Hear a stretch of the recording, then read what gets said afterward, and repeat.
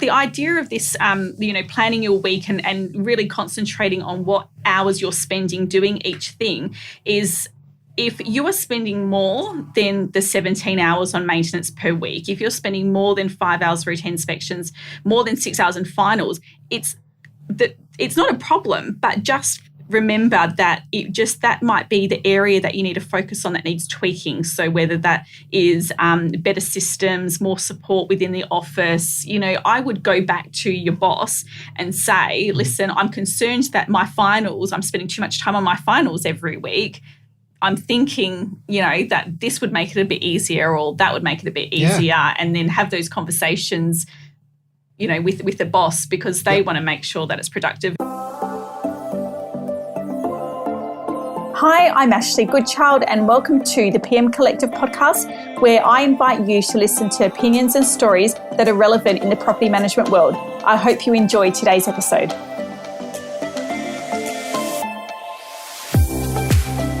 All right, today we are on part 2 with Esther, Nilson and Shannon. And this one is a real practical podcast on ideal week, a day in the life of, and a typical day, and how we all manage our days, because we probably all manage them a little bit differently. So Esther, let's start with you. What a typical day in the life of Esther looks like.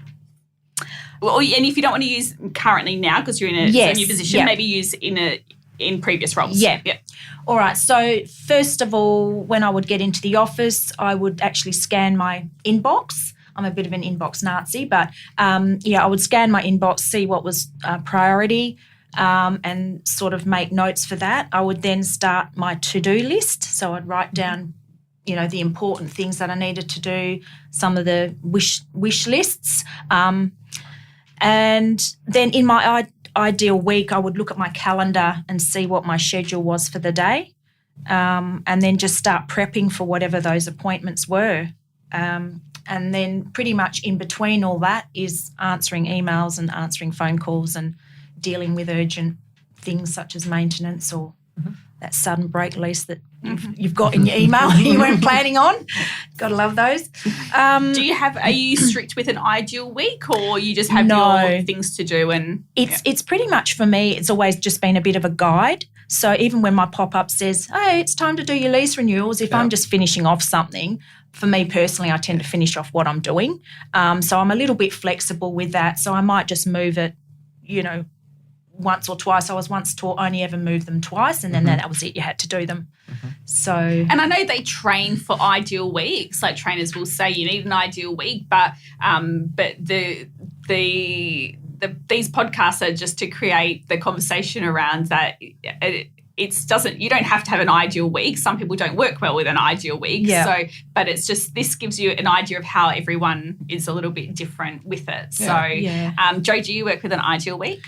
I'll play devil's advocate. Okay, go for it. I did. Yeah. I always had an ideal week, to the point where it was minute blocked out, like the entire day blocked out of tasks to do. Oh, right. But now I do not have an ideal week at all. I do have mentality around it, and I have the sentiment around it, although I don't work off an ideal week anymore because my job role is very varied, and property management is varied. Sorry, Karen, I can't fix your Outlook emails because I don't, it's not in my ideal day. Yeah, sorry about that. In this minute. Wait until 5 minutes and then I'll be ready. Karen will be breathing down your back. Exactly. See, it doesn't work. But my biggest philosophy, and I've learned this from one of my mentors who I've worked for within the current group, is you tackle your biggest problems first. So I actually generally tackle my problems in the car ride on the way to the office. I feel, in a weird way, I feel powerful in my car. I'm in my own little controlled space with the temperature just right and the volume just right. And when they go on a tangent, I can turn it down. So I tackle my biggest problems first. I get into the office, exact same as Esther, scan my emails, go through my day. And then it sounds bad, but it isn't, but I react. I don't react to property management. I'm always proactive, but I react to the other aspects of my role more so than property management. Property management, though, wise, you can get that ticking along on a nice little schedule if you need to. Yeah. But every single person is different. You can't hold everyone accountable to an ideal week because some people don't work that way. Yeah. Some people can't work that way. It's more of a guide, isn't it, really? That's how I view it anyway. It's just a guide as to those core tasks that you need to get done, just to sort of keep you on track. Really. Everybody needs a prompt. Like, there's nothing wrong with a little prompt every now and then, but I mean, to structure your day in that much of an aspect might be a little bit hard for some people. See, I deal with my easy stuff first. So for me, I like just to get all those real easy delegating type emails, jobs, all the little stuff. I like to clear, and I'm an inbox Nazi as well. I like to clear all that out first and then just leave the hard stuff and then tackle that as I need to. So I think it's whatever works best for you, because everybody works differently. So these are all good ideas, and it just depends on, how you work best. Yeah, exactly. At the end of the day, the job's got to be done. It doesn't matter whether you do it at the beginning of the day, the end of the day. No. Just as long as it's done. Yeah. If you could gain an extra hour in your day, what would you choose to do with it? Well, let me think about that. That's a hard one. Yeah. But it's a good one. It's a good one. Yeah. But it's a hard one. Yeah. Because we always complain about not enough time. Yeah. So here we've got this extra hour. What do we do with it? Look. Have a longer lunch? That would be I was actually fantastic. just going to have a lunch, Yeah. But no, isn't it a good time to talk to your team? Like, we all work in teams at the end of the day. I would love an hour every day to just sit down, talk to the team, maybe do something together that we can all enjoy. Just not necessarily a work thing, but just a social. Doesn't have to be work. What's been going on. No, it can be social. It can be going to the pub and then talking about lease renewals over 5 glasses of wine. That would be perfectly fine. But no, why not? You can drink 5 glasses of wine in an hour. Yeah, no, I really can't. I don't drink as it is. Gee, your efficiencies and your processes are going to be amazing after that. He's probably the type of guy that goes, that actually, he likes to be by the minute. So you can, I can drink 1 glass, 120 mils in, 3 Calculate minutes. the time. Hang on a minute. Yeah. Okay now. If I had an extra hour in my day, I think that probably sitting with the team is probably quite important. I think from a social aspect, like I am always in and out of the office and quite busy, so the staff would probably just like me just to sit still for, an hour and just, hear about what's going on in their life and things like that, which is a good thing to do. Yeah. Every now and then I try and do it like on the way to get a coffee or something like that and sneak it in. But that's probably like a big thing that doesn't get done enough. Actually, that's an interesting aspect. I was having a conversation with someone the other day, and we were talking about time wasting, like when people might come into the office at 9 o'clock, then they'll make their coffee and spend half an hour chatting to people. And then, if people are going on breaks for cigarettes or whatever, and maybe consolidating that, like in the morning, saying this is an hour in the morning, let's have our little chit chat now, and then you get it over and done with, and then the rest of the day you can be more productive rather than sort of constant breaks and which interrupt people and have your water cooler powwow and and then okay, we're done for the day. You can do that in your own time at lunchtime or something like that. I think you'll probably find that a lot of offices actually do that. I think they formally or informally. Yeah, correct. Yeah.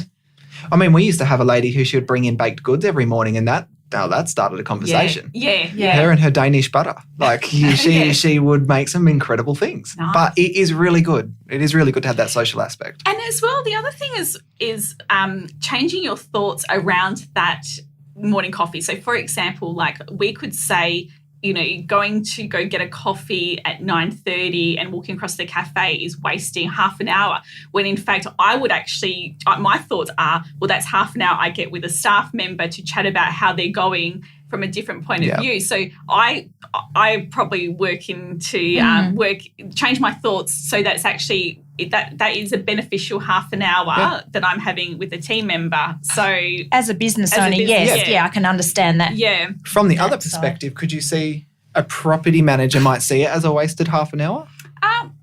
My property managers would love to go have a coffee with me. Oh, of course they would. It's not like Ashleigh's making them come go for a walk. No. They would be like, that's a waste of my half an hour. 100%. But, I think that... Because I know I do. If I'm out of the office for half an hour and I've got things to do, I'm looking at my watch going, come on, what have I got next, Yeah. It's that anxiety builds. Yeah. But I think it's important to take that break. Yeah. And spend time with people. Yeah. And it absolutely is. I will touch base on the PM typical day. And I guess having those coffee breaks probably should be factored into your daily tasks. So I would go as far as saying like 9 o'clock till 9:30 is coffee, catch up, you know what I mean? And maybe not necessarily having a whole day of ideal so not having a full day of ideal tasks, but having pockets of it. So 9 to 9:30 might be a block out. You know what I mean? 1 to 2 o'clock might be a block out. So having sections, do you think would probably work better in a... Yeah, my ideal week was pretty much every day wasn't chock-a-block minute-based like yours. It was more, okay, Monday between 12 and 2 I'm doing lease renewals. Wednesday this. So it was scattered. I had I had a lot of time in between. I wasn't full on every day with and I think that's what you need to be tasks. like obviously your ideal weeks change over time. As things grow, as things change, everything changes. But I think a little bit more flexibility is good because we can't plan for everything in our job. You can never plan to be a property manager. Property managers are everything in a lot of different ways. So we can't plan for everything that comes up. No. Well, so the plumbers and electricians that I spoke to a while ago, they were saying, because I was asking how they arrange their days because, you know, when you've got an emergency and I want you to fix that toilet now, how do you fit that in? So they were saying that they plan for, some of them plan for like 2 hours free per day. Some of them was 4 hours free per day, but they had their scheduled jobs, which they got done. And then the rest was for emergencies, etc., which makes sense. Yeah, contingency time. Yes, absolutely. So that was pretty good. Let's be there's quite a few things actually I want to touch on. I'm just trying to work out what order to do it. Proactive and reactive tasks. I guess I'm pretty big on that, and I think you guys are too. And I think it's the proactive tasks that we probably should plan into an ideal week. Don't you reckon? 100%. And then leave space for those reactive tasks. So I think, and this will all merge into sort of where I'm getting at in a minute with the ideal week. So, I'm booking in your proactive tasks. The percentage of outside versus inside work for a property manager, what do you reckon that percentage is? Every office and structure would be different. Because some are just inspection only. Okay, let's base it on a standard end-to-end portfolio that someone manages the whole lot. What do you reckon the percentage of outside versus inside work would be? For me, probably looking at 40% outside, 60% inside, to be honest. And that's if you were looking at things like leasing and BDM, inspections, finals. Yeah. But that can change month to month as well. Like it would be such a varied role and varied percentage. But realistically, you could average it out to 40 out of the office, I think. Yeah, I was thinking 50-50. 50-50, around there. Yeah, okay. And then so if you are someone that likes to do an ideal week, or if you're someone who is feeling very unproductive in your work week at the moment, and I think there's a lot of property managers that are and I'm using the word unproductive because I hate the word busy, but if you are someone who is feeling like you're sinking, then I would actually go down the road of actually breaking up your tasks. And I always start the tasks from routine inspections. So like hypothetically, if you managed 120 properties from start to finish, and that would be about the equivalent of 10 routine inspections per week that you would need to do. So do we agree that probably around 30 minutes, including travel, for a routine inspection to be done on average? Yeah. Because you'll bunch them in a close proximity. Yeah, roughly. I think that's an average. Yeah, I think that's a good average. Give and take. Sometimes you're going to have properties different areas. But to be honest, if they are in different areas and that you are taking longer than that, then I would pose a question of you need to sort something out within your office. Why aren't you factoring that in? And factoring that in, correct. So if we base it on, 120 properties end to end, which is the equivalent of 10 routine inspections per week, that's about 5 hours per week of work on routine inspections. So breaking down your week to make sure that you're not spending any more than that on routine inspections is probably really important. And if you are spending more time on that, then you should look at your systems involved. So, Joe, take that even one step further. So systems involved if we were doing this end to end? Yeah, like if you had a property manager if it was, assuming it's end to end, but if you had a property manager that was saying, that was listening to this and going, whoa, like I manage 120 properties and I definitely spend 10 hours a week doing routine inspections, what could they do? Oh, look, you need to really streamline the way that you do your reports and do your planning. They're the main aspects of it. You can schedule until the cows come home, but if you don't have a formulated way of scheduling, you're never going to have it as accurate as you should be. So think about the things like the areas of the properties, group them into nice areas and group them into bundles. If you've got 5 2x1s and you've got 3 3x2s, do the 2x1s first. They're quick, they're easy, get them out of the way. And Esther said it before, I touched on it before, is do your notes at the property. There is no point coming back to the office, in my opinion, and everyone will have an opinion on this, but there's no point coming back to the office and typing your notes because you've already forgotten half of them and it takes you another hour or 2 hours to do that anyway. So what's the point? Do the work when you're there, do it fast, do it quick, do it easy. When you're scheduling, make sure you schedule it smart.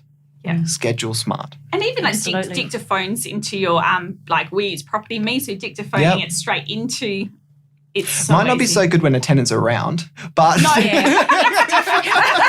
very oily bench top. and then the tenant's voice is coming in on that dictaphone and annoying her. No, so I would do the notes in the, like if the tenant wasn't home, I would just dictaphone it in. But you're right, if the tenant's there, I would just write down the concerns so that I didn't forget them. And then in the car, I would dictaphone it in.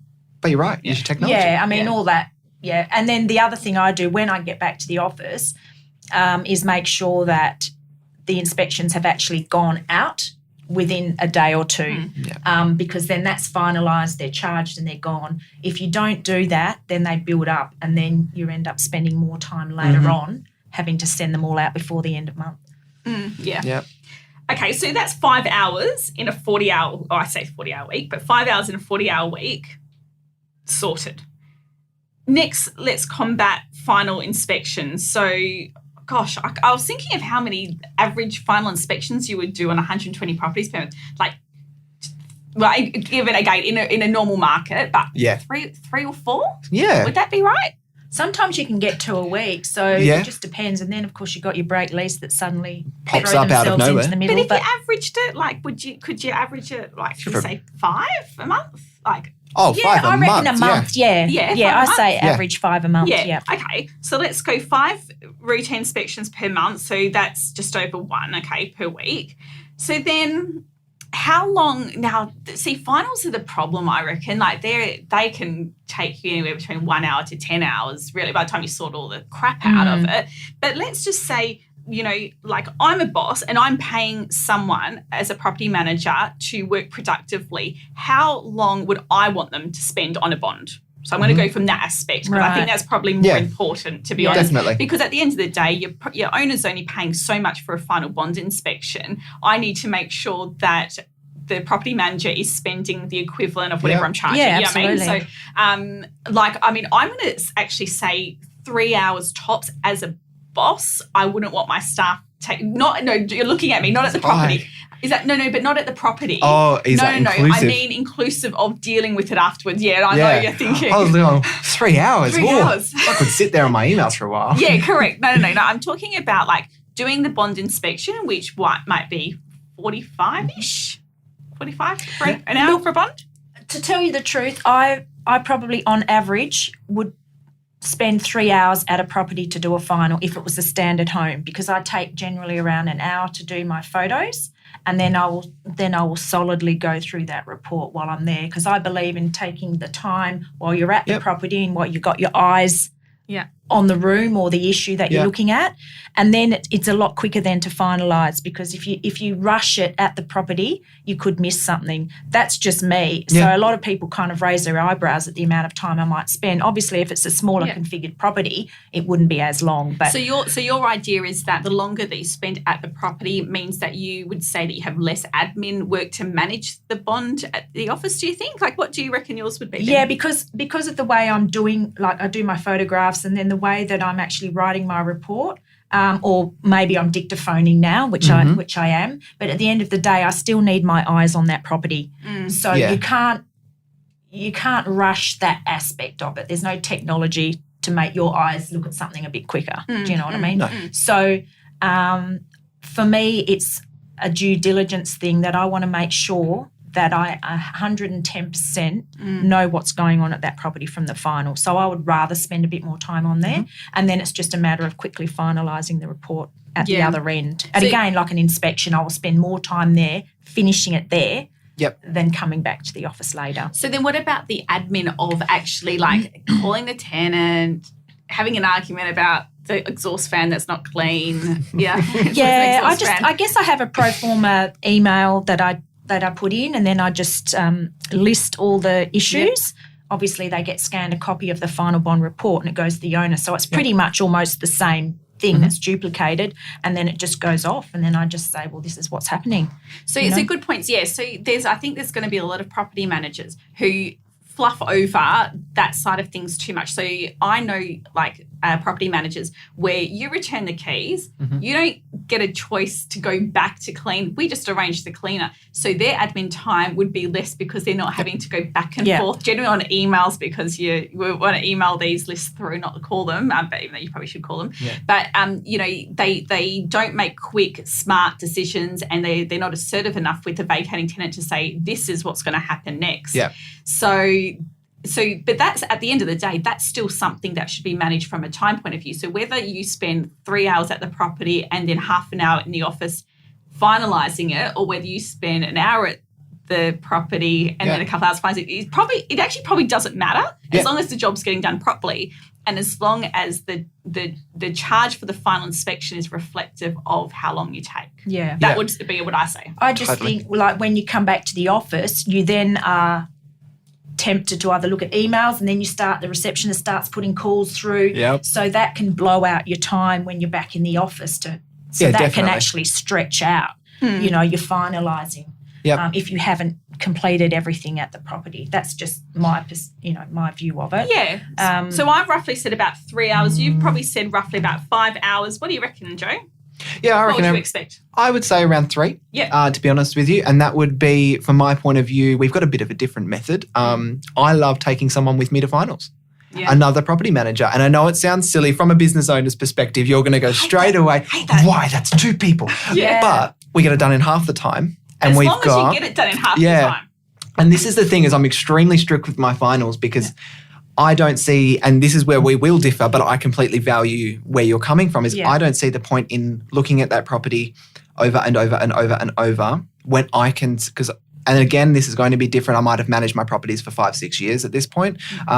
But whereas I know what has gone on, because I've already scheduled an inspection for 4 weeks prior to their vacate. So you do the pre-final, do you? So do a little bit of a pre-final. I always talk to my owners first, give them the option. Go to the final inspection. I pretty much know what's going to be at that final. But when we do look through, 2 sets of eyes make a big difference. And I've found things where I've point blank not picked it up. I think that's a great point, because you're talking about you've managed a property for 5 or 6 years, but if you've come into a portfolio that's had a bit of a turnover, you might not have had the opportunity to have had that in-depth knowledge of that property. So it is going to take someone. Oh, but trust me, the ones I have for 5 years, I still miss stuff. You see it every 3 months, and then all of a sudden you're looking at it in a different line. It's very difficult. Once the couch is gone, Exactly. But I see it as you get. This is my point of view again. Two people in there, double the eyes. You get the photos done by the person who is with you. I'm writing the comments and actually looking, and they're taking the photos. Second pair of eyes, I come back, collate everything, and it takes me half an hour in the office to quickly get everything ready, do my final bond report, shoot them to the owner and the tenant, and tell them exactly what's going to happen next and the timeframes around it. Works for me, doesn't work for everybody though. Yeah, and that's why I always have 2 guests in, because it's good to see how everyone's a little bit different, because there isn't any right or wrong. It's just something to think about. If something that you're doing is not working for you, then there's a few other options to try. One thing I've never understood is the pre-final inspection. I don't get it. I only offer it to owners, and this is something that I think adds a little bit of value. If they're willing to pay for it, they're happy to pay for it. And there was an inspection scheduled anyway, i.e. your break lease, who just randomly pops up. I think it's really valuable. It's a good opportunity to actually take your vacate checklist to your tenant in person and talk to them and say, hey, look, the exhaust fan right now is dusty. Just make sure you clean it before you go, and it sets that expectation before they even leave. I find a lot of the time when you have a tenant who's been in there for over 2 years, a year, 2 years, 3 years, they look at things in a different light as well. They've lived in this house for such a long time and they can't quite remember what clean exhaust fan looks like anymore. So by having that little bit of a personal touch at an inspection from a different perspective, it's not, I'm going to quickly walk in and out to check if everything's okay. I'm going to come to educate you at this point in time to prepare for our final. It's worked well in the past. So are you organising this? Because I've done, say, for example, if there's a routine inspection that's due 30 days before the final inspection, I'll say, yes, I'll still do it, but I'll only do it if it's a tenancy I'm concerned about. Yes, exactly. If I know it's been schmicko throughout, I'm not going to, I'll forego that inspection. But if it's one that I'm a bit concerned about, I'll say, yes, I will still be doing this routine inspection and I will treat it kind of like a pre-vacate sort of inspection. I think you always got to pick and choose. Yeah, We've all got our good and bad eggs. You know, you're always going to have a couple. Yeah. Sometimes when I've put in an inspection purposefully because I've known. But look, different circumstances. Yeah. Okay, so a final inspection, let's then say that that's about the equivalent of about 6 hours per week that you should allocate to final inspections. Okay, so now we're at 11 hours. We've got 5 hours allocated for routine inspections and 6 hours allocated for finals. Okay, so that's 11 hours. So what's that? 29 more hours to fill in the week. Is that right? Yeah, that's 29 more hours. What should we do next? Well, you do your lease renewal. I think you should look at, you know, what income generating tasks. So I think if you're starting to get a bit snowed under, I think they are your key ones that you should be looking at. So anything that's, you know, so your rent arrears and you follow up your invoices, your lease renewals. Before we do lease renewals, let's do leasing, because obviously that can be time consuming and there's lots of good saving exercises we can do. So if we've got 5 people vacating per week per month, then that's roughly 5 leasing. So how long, and oh God, this is a hard one because it's so subjective, but how long would we want it to take to allocate for leasing? So that is the home opens, that is the processing of the application and the lease preparation. First question is, what systems have you got in place? Yeah. Have you got something that backs you up? Yeah, so I guess with the application, there's so many ways with viewings these days. You could get them to apply first, so you're not doing time-wasting viewings. You could make them look at a video tour, even if it's a homemade video tour, before they go. So for our outer area properties, I try to encourage the property managers to do a video, make sure the tenant's seen the video first. If it's in an average area, and I know that there's average applicants coming through, I will try and get the application pre-approved first. Yep. So there's time-saving exercises you can do. For my local properties, we would just go out and do our normal home opens. Yeah. Would that be fair to say? Definitely. Like it's a good practice? Yeah, I mean, there's all different ways of doing it, but I think that is a good practice, especially in your situation for out-of-area ones. So let's say that like in an ideal world, you would want to, and this is an ideal world, you would want to do no more than an hour's worth of viewings per property per week. Yeah. That'd be that's that's still a lot, isn't it? That's I mean, generous. Pretty good. That's generous. Yeah. But realistically, if you had to do those one-off private appointments too to include in there, you could. Yeah. It gives you that time. I tend to, as long as I know that it's going to be left well, tack on a home open at the end of a final inspection because you're already there. So if I do them in the afternoon and then I finish at 5 to 5:30 or 5:15 is my home open. So I'm there already. I'm not wasting time coming back.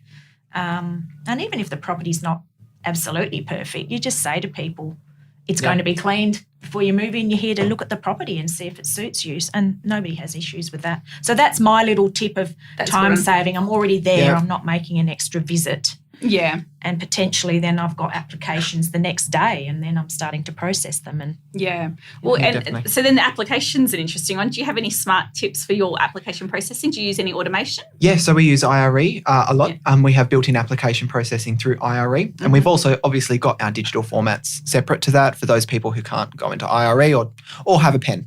But those ones who do come through, programs like IRE, and there are many more programs, they're very easy to send a quick reference request off. But I always have to pair that with a call. I don't know if it's some sort of old school training, but 100%. You need to call because, Ash, when I call you for a rental reference, you could type perfect tenant, lovely, lovely, lovely. But if I pick up the phone to you and you go, Yeah, it's what they don't say. Exactly. As to what they do say. So I think the processing of applications is one of the most important parts of leasing a property, regardless how much time you spend at a home open. If you put in the wrong applicant, you could totally ruin that investment for the owner. Yeah. So for me, it is absolutely paramount. I would spend probably a minimum of 45 minutes to an hour making sure that application is safe, secure and sound before I propose it to my owner. And then obviously you have to do your main checks. Ticker, NTD, all the stuff.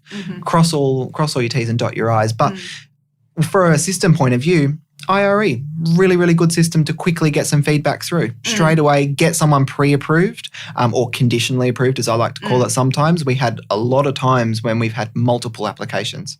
And what we've done is conditionally approved two and said to those two people, we'd like to invite you back through another viewing so you can make sure you're 100%. They might have put something on there, a special request to get the door fixed. I don't know.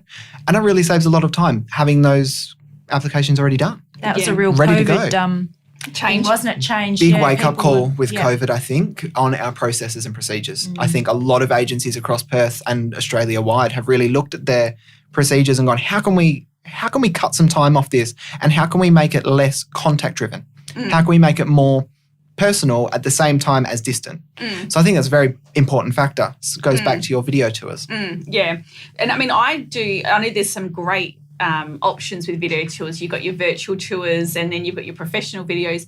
I quite often just like doing a really raw video though from the moment I get out of my car in the car park in a complex, and actually me walking to the unit. So, and I had to do that and I leased a property during COVID like that. But I said to the girl, I'm sorry it's a raw video, and I do an unlisted link on YouTube for her so that she can access it that way. But I said, but it's really important for you to see the complex, because if I just did a virtual tour from inside the unit, you don't get the aspect of how far it is from your car. Who do you go past to get to the unit? It's raw, but she loved it. So she felt like she was walking. So they're simple things that you can do and they cost nothing. And that's what they would usually see at a home open. Correct. We've got to show them that aspect that we don't usually think of. But they already look at it. They might have been there half an hour before it started just to check out the area. Exactly. I think that's really important anyway, because a lot of, especially with photographs that are professional photos, using the wide angle lens and it does give the wrong impression in terms of size and I think just a raw video walkthrough gives you that, allows someone to have a feel for the property. You don't want to fancy it up too much with all these wide I like the raw ones. Because otherwise they're going to get in there and be disappointed anyway. You'd rather impress them. And what's wrong with a personal approach? I know. Why do we have to be so polished? There's There's nothing wrong with a good selfie video. I do it to my owners when I've finished a home open. I do a selfie video and I message it to them. Facebook Messenger, here you go. And they love it. They really do. Yeah, absolutely. It's all about authenticity, isn't it? We use tenant options for our processing, and I find that's really good if the staff are out and about quite a bit, and it allows some of the reference checks to start being processed. And of course, like backing up the phone call is great, but it also means that you're not wasting your time with applications that you weren't going to be accepting anyway. Those ones where you put an application in, you're a bit of a douchebag to deal with, and you're not going to get it, but I need to look like that I've tried. You know what I mean? It covers those ones without me having to try, because I know that my other three applicants were the ones I want to go with anyway. So again, another time saving too. Correct. How to deal with douchebag applications. Get tenant options. And then they keep applying for all the same ones again and again, and you're like, We have got one tenant who keeps on applying for this same property, and the property manager said, I'm just going to have to tell, we told him no, but he keeps on applying. I think he's just applying automatically without registering the address. Right. Even though it's been declined. Anyway, let's hypothetically say 3 hours worth of viewings per week and 2 hours worth of processing an application and lease agreement. I probably would have swapped that around. Swap that around? I reckon. If you're only looking at 15 to 20-minute viewings, you must have a lot of available properties. And again, this is like an average for everyone. So let's just hypothetically say that about 5 hours per week should be allocated to viewings and lease sign-up application prep. That would be about right, wouldn't it? Yeah. Okay. So what are we down to now? Let's just do a quick summary. 5 hours per week with routine inspections, 6 hours per week with finals, and 5 hours per week for leasing. So we are now at 16 hours per week of necessary, non-negotiable stuff, really, what it is. So we've got 24 hours per week still to fill in. This is a real good task for property managers This is a great to do. task. Like, this is a bit of a reality check. It is, isn't it? Of, where we're spending our time, what's billable for the company and what is not billable, which we will talk about. So 24 hours a week. Okay, so we've got lease renewals next. So lease renewals, really, gosh, I mean, I know I guess we should take into account you've got the negotiations, which takes time. And follow-ups are follow-ups. You know, if people don't get back to you, you can spend a lot of time just constantly following people up. Yeah. You know. So, gosh, you wouldn't want to be spending any more than 4 hours a week. No. Though, don't you reckon? No, let's be exactly. generous too, because we've got some hours to absorb here. Let's be generous and say 4 hours per week. And I think if you are spending any more than that on lease renewals, then really you should maybe utilise someone on a lower wage or a receptionist or someone who is an assistant, utilise them for the follow-ups and stuff like that, I think. Build your policies around it. Yeah, correct. So we've got 4 hours on lease renewals. Now, we've got rent arrears, but rent arrears, while they can be a problem, they're actually not a time-consuming thing because you just call them, SMS them, automation, pay your rent. They say they'll do it tomorrow. You call them again tomorrow to say you still haven't done it. It's not a time-consuming thing. It's not like you can sit on the phone for 8 hours to talk to a tenant about rent. No, but isn't it funny? It's one of our biggest aspects. Yeah. That's where we get our money. Yeah. With no rent being paid, no management fees are paid. And as simple as that, and management fees are our bread and butter. We can go ancillary fees till the cows come home. But if nobody moves out or moves in, your ancillary fees are dead in the water. You need your steady stream of management fees. Yeah. And if your team isn't proactively working on their rent arrears every single day, or on the flip side, spending too much time on their rent arrears every single day, you're not going to get the benefit you need. As a business owner, you really do need to look at your rent arrears as one of the major factors of your cash flow. Yeah. And I don't think that just relying on automated reminders. Because they know that they're automated. Yeah, so they either ignore them or they change phone numbers and don't turn you in. They're not getting the reminders anyway. I think during the COVID period, obviously, is a different thing. I think people are spending a lot of time on the ramifications of the rent arrears now with the getting ready for, lodging the mandatory conciliation and the process. Applications and all that kind of thing. So they probably are spending a lot of time potentially on that aspect. Yeah, but the importance of calling up for rent arrears is quite often I find that it's a change of pay and a tenant just says, oh, listen, my pay's changed, so I'm actually going to be paying it on Friday instead of, Wednesday, or maybe there's a reason for it, and to having that discussion so you can put those notes in just to make sure that grandma doesn't die again. And then, you've got 5 grandmothers. And at least then you've got something tangible to give to the owner as well, instead of just saying, oh, they haven't responded to my follow-up email or whatever. And they're going to say, well, that was 2 weeks ago, Esther. Haven't you got any, can't you actually ring them and ask them? Yeah. Sometimes they're in, unusual situations and then too embarrassed to let you know. So, that's it's just a good touch point anyway, I think, with your tenant. Yeah. Got to be personal. Yeah. We're a personal business. So we take off, let's just say, an hour a day for rent arrears? I wouldn't have any more. Well, you wouldn't do any more than half an hour. Half an hour. Would be most. Okay. So we're down, two and a half hours for rent arrears. So we are now down to, what are we now? So we've got 16, we've got 5 hours routine inspections, 6 hours finals, 5 hours leasing, 4 hours lease renewals, and 2.5 hours rent arrears. So that's 22.5 hours per week that we're currently spending on those tasks. So we have got another 17.5 hours. No, you don't. Is that right? Because we were 24 there and then you've... Yeah, let me write that down. So we've got 5 hours routine inspections. We've got 4 hours lease renewals. We've got 6 hours finals, and we have got 2.5 hours rent arrears.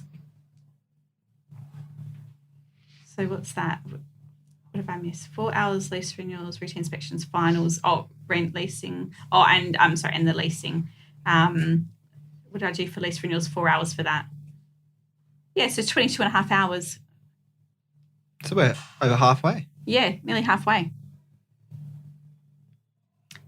What one are you adding up? I'll take out those two. So 2.5 for interiors, 5 hours for routine inspections. Sorry, I was coming from here. Oh, yeah. 5, 4, Sorry, 6. we're just doing a little We're quick doing add up. some calcs on a calculator. 2.5, I'm down to here. Yeah, no, that's right. That's it? Yeah. 17.5. Yeah. So we've got 17.5 hours left, to use per week. Mm-hmm. Yeah. So that means that really, and let's assume that at 120 you've got a BDM because you would have a BDM. You wouldn't be doing it yourself. So that really means that the rest of our time is maintenance. Mm-hmm.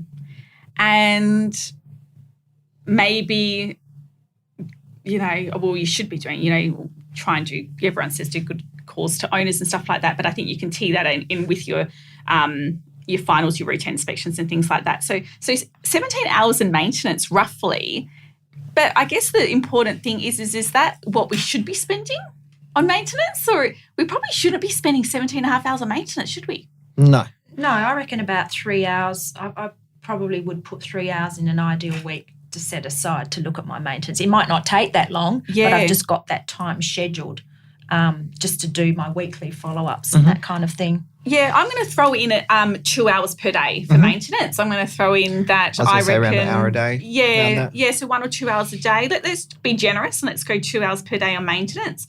So then that's absorbing another 10 hours per week, and then we're left with 7.5 hours per week. For our emails and coffees. Emails and coffees. Nice. And the reactive stuff. There's a lot stuff. of phone calls. Yeah. And you know what? It's funny you Random emails. mention maintenance because it is one of the biggest parts of our job as well. But we tend to gloss over it quite a lot, I feel. In the industry, we look at maintenance and, we've got groups where we all ask for who's got the best plumber, who's got the best electrician, and we've always got those big jobs. But maintenance is one of the things that business owners tend to, in larger companies, let fall by the wayside because it's not something that makes them money. Generally speaking, they're not going to get a fee or a commission off of the maintenance, even though that is part of our service. We tend to, as an industry, focus on the things that are billable hours and billable duties and billable tasks, but maintenance is one of those ones that builds a connection with our landlord and our tenant. If we act proactively rather than reactively, we can build that connection and build that trust. And that trust then leads to higher management fees, higher lease renewals, higher rent, and we can keep that trust as a domino effect. But for me personally, I put an hour a day, 2 hours a day in for maintenance 100%, and the rest of the time is reactive. Yeah. And I will use that as time to catch up on anything else I've missed. Call my owners, call my tenants, do the nice glossy stuff we always like to talk that we do. Because we all do that. Yeah. But yeah, really importantly is actually have a coffee and look at the bigger picture of my rent roll. Yeah. I think it's a bit of time to step back, take a bit of a step back, look at the bigger picture and see where's everything at. I think on that maintenance aspect is you're talking about we mainly concentrate on, what's benefiting the agency. We've got to actually look at it from the landlord side because we're saying that we're sort of trying to increase your yield, and if the maintenance isn't being done and things are deteriorating, you are not managing that property appropriately. So I think maintenance is a really important aspect about keeping their, property and their capital growth, and it's not going to happen if we're just allowing it to deteriorate because we don't want to put more than X hours a week in it. Yeah, definitely. And I think, it's not income generating for us. But the routine inspections is an opportunity to touch base with an owner on possible improvements. Yep. And I would, and like with my clients that I have, I know that I don't have to call them for permission for maintenance. I know I can just arrange it and I can just email them to say this is what's being done. And so it'll be good to be a property manager and get to that stage where you know your owner so well that you know exactly makes such a difference. What's going to be done. And it's like one thing I've got a bit of a hate when you have like quotes that are needed, and when people ask an owner, can I get a quote? It's like, don't ask the owner if you can get a quote. Get the quote. It's and then, free. And then that's right. And then email the owner and say, I've taken it upon myself to get a couple of quotes because this has happened at the property.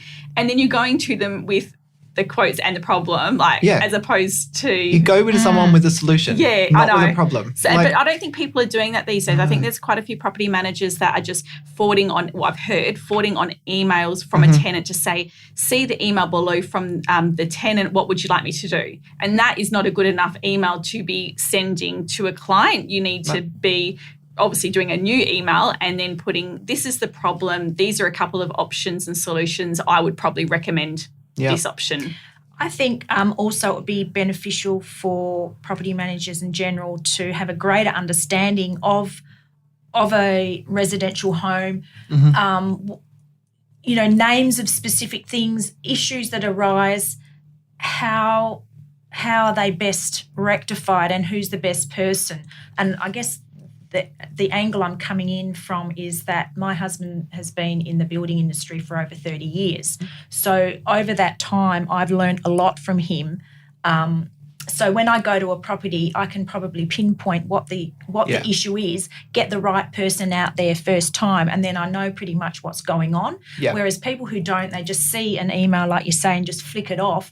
You need to spend time and understand, a ceiling stain is probably because it's a broken tile or something. That's a basic example, but just a bit more education on that side of things, because a lot of people don't know. Yeah. Do you know what I mean? And then in fairness, should a property manager know what the problem is with the roof? You know what I mean, as well. It's a hard line. It's a hard one. I think. Yeah. But it's just sort of to what extent do you want to be proactive and I quite often have tenants email me through like a little video of something that they've noticed, or like that's always helpful, because then you can put that to the owner and say, here's a video, here's a photo. I'm thinking it could be this. What do you think? That's okay to ask if you don't know as well. But it's a fine line, isn't it, where we're meant to be the experts in it all. So, and I guess like the idea of this, planning your week and really concentrating on what hours you're spending doing each thing is, if you are spending more than the 17 hours on maintenance per week, if you're spending more than 5 hours routine inspections, more than 6 hours in finals, it's not a problem, but just remember that that might be the area that you need to focus on that needs tweaking. So whether that is better systems, more support within the office, I would go back to your boss and say, listen, I'm concerned that my finals, I'm spending too much time on my finals every week. I'm thinking, that this would make it a bit easier, or that would make it a bit easier, and then have those conversations with the boss, because they want to make sure that it's productive. And I'm thinking, and I don't know how this will come out, so I'm thinking like with your management fee that you charge, that I would say is for the rent collection. That's for collecting the rent and arranging maintenance and problems. Yep. That's safe to say, isn't it? Yeah. So then to go one step further and calculate from a portfolio point of view, like to make sure that is adding up to your hours that you're putting in. Like, don't you reckon? And I think it's really important for property managers themselves to know that. Yeah. It's business owners, and this is on a broader context of, especially of larger companies, is business owners tend to not have the property managers as involved in the income aspect of things. Yeah. And I think there's such a change in mindset when a property manager goes, I'm doing this and it's going to create this amount of income, and they automatically change the mindset of, how can I make that income more and spend less time? No one wants to work for money. Like, come on. We don't want to just sit around all day. We want to do as much as we possibly can to make as much as we can in the meantime. So I think a shift would be more to go towards what we were talking about before, the sales rep aspect. Yes, sales reps work for every dollar they earn. Why don't property managers? We work for a wage and we sit at a desk and we think we've got unlimited time to sort out that collapsed ceiling because it'll still be there tomorrow. And the tradie's not even available today. So I'm not going to bother calling another one because I'm here again tomorrow and I'm getting paid to sit at my desk. So why not incentivize property managers to look at the income, look at your management fees and go, right, I've only earned on my portfolio this much management fees this month. How much have I actually spent on creating those management fees?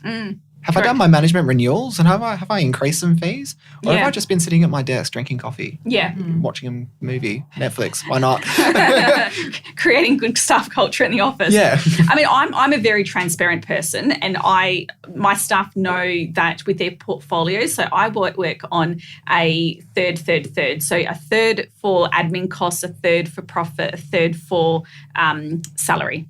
And my staff know that. So their portfolio needs to be like not to the dollar, but it needs to be within that range. Yep. And I have got some portfolios that are, and I've got some portfolios that aren't. And the ones that aren't, then I have a plan in place that, they're on some really old fees and bits and pieces. There's reasons for it. So I will, that's like our next project in-house. But the staff know that.